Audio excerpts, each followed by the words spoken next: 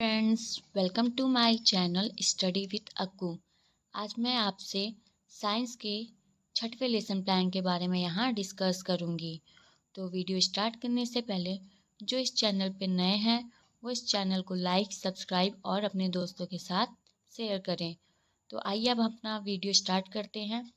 तो यहाँ हम अपने छठवें लेसन प्लान को देखते हैं जो कक्षा 7 के लिए है और इसका आज का प्रकरण वायु है।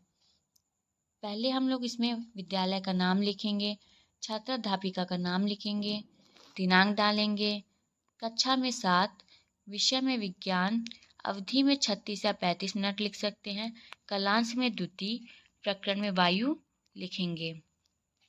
फिर हम सामान्य उद्देश्य देखते हैं।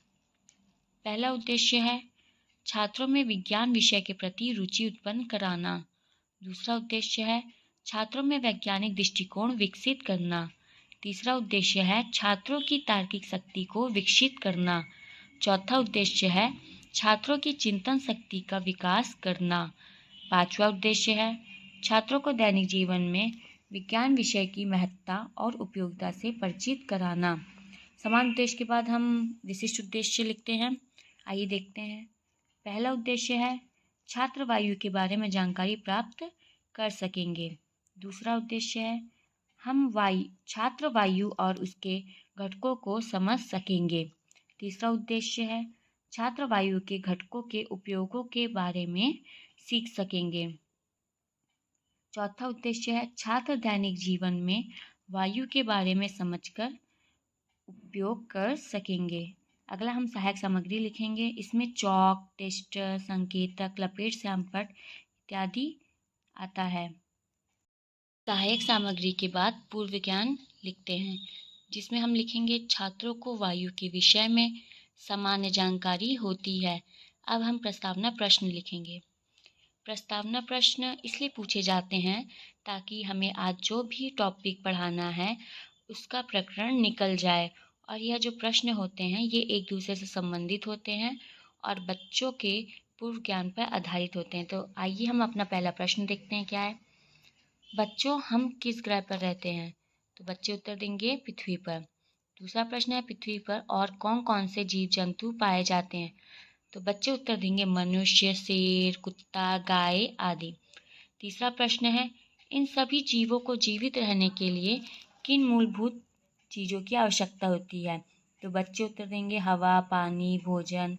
तो अगला प्रश्न है हवा को और किस नाम से जाना जाता है? तो बच्चे उत्तर देंगे वायु। अगला प्रश्न है वायु किसे कहते हैं? तो ये बच्चों के लिए समस्यात्मक प्रश्न बन जाएगा। तो इसके बाद हम उद्देश्य कथन लिखेंगे। आज हम वायु के बारे में विस्तृत अध्ययन करेंगे। अब इसके बाद प्रस्तुतिकरण देखते हैं। इसमें हमारा पहला शिक्षण बिंदु है वायु तथा वायु का संगठन। तो हम देखते हैं वायु और वायु के संगठन में छात्र अध्यापिका क्या कथन कहती हैं। वायु विभिन्न प्रकार के गैसों का मिश्रण है। हमारी पृथ्वी चारों ओर वायु से घिरी है। वायु का यह घेरा वायुमंडल है। अब हम वायु का संगठन देखेंगे। वायु विभिन्न गैसों का मिश्रण है। प्रतिशतता के आधार पर वायु का संगठन निम्नलिखित है। पहला जैसे हम देख सकते हैं नाइट्रोजन 78% होता है, ऑक्सीजन 21% होता है, कार्बन डाइऑक्साइड 0.03% होता है, अन्य गैसों में 0.97% होता है। इस समय जब छात्र अध्यापिका कथन कह रही होंगी कक्षा में तो छात्र उन्हें ध्यानपूर्वक सुनेंगे। अब इससे संबंधित हम बोधात्मक प्रश्न देखते हैं। पहला प्रश्न है वायु क्या है? तो बच्चे उत्तर देंगे गैसों का मिश्रण है। अगला प्रश्न है वायु में ऑक्सीजन की मात्रा कितनी है? तो बच्चे उत्तर देंगे 21%। अगला शिक्षण बिंदु है हमारा वायु के घटकों का उपयोग। तो छात्र अध्यापिका कथन कहेंगी वायु के घटक जैसे ऑक्सीजन, नाइट्रोजन, कार्बन डाइऑक्साइड हमारे जीवन में बहुत उपयोगी हैं। इनके उपयोग निम्नलिखित हैं। आइए हम उपयोग देखते हैं। ऑक्सीजन का उपयोग, यह प्राणदायक गैस है क्योंकि इसका उपयोग सांस लेने में किया जाता है। रोगियों को ऑक्सीजन सिलेंडर से कृत्रिम श्वास दी जाती है। ऑक्सीजन जलने में भी सहायक है। नाइट्रोजन का उपयोग देखते हैं। भूमि को उपजाऊ बनाने के लिए नाइट्रोजन का प्रयोग करते हैं। कार्बन डाइऑक्साइड का प्रयोग, पेड़ पौधे प्रकाश की उपस्थिति में CO2 तथा जल से प्रकाश संश्लेषण की क्रिया द्वारा भोजन बनाते हैं। अब इससे संबंधित हम बोधात्मक प्रश्न देखते हैं। पहला प्रश्न है, मनुष्य सांस लेने के लिए किस गैस का प्रयोग करता है? तो छात्र उत्तर देंगे ऑक्सीजन। अगला प्रश्न है, CO2 का प्रयोग बताइए। तो छात्र उत्तर देंगे प्रकाश संश्लेषण में। अगला है शिक्षण बिंदु है, वो है वायु का गुण। तो छात्र अध्यापिका कथन कहेंगी, वायु रंगहीन, गंधहीन एवं स्वादहीन होती है। तो वायु स्थान भी घेरती है, वायु में भार होता है तथा दाब होता है। अब आइए इससे संबंधित जितने भी हम शिक्षण बिंदु पढ़े हैं उनसे संबंधित श्यामपट्ट कार्य देखते हैं।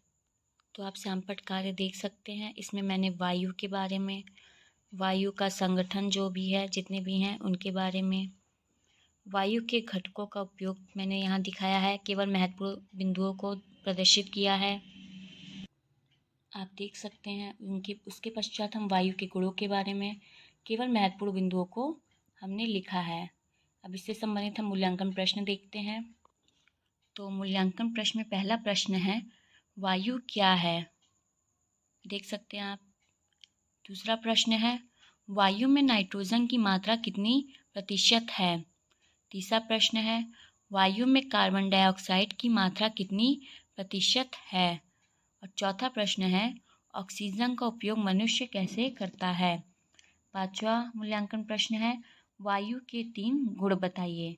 निरीक्षण कार्य में हम लिखते हैं, छात्राध्यापिका कक्षा में घूम घूम कर छात्रों का निरीक्षण करेगी। गृह कार्य में हम देखते हैं, तो प्रश्न दिया गया है, वायु क्या है? वायु के संगठन का विस्तार पूर्वक वर्णन कीजिए। तो आप सभी को वीडियो अच्छा लगा होगा, तो आप लोग कमेंट करके ज़रूर बताइएगा और इस चैनल को लाइक, सब्सक्राइब और शेयर ज़रूर करिएगा।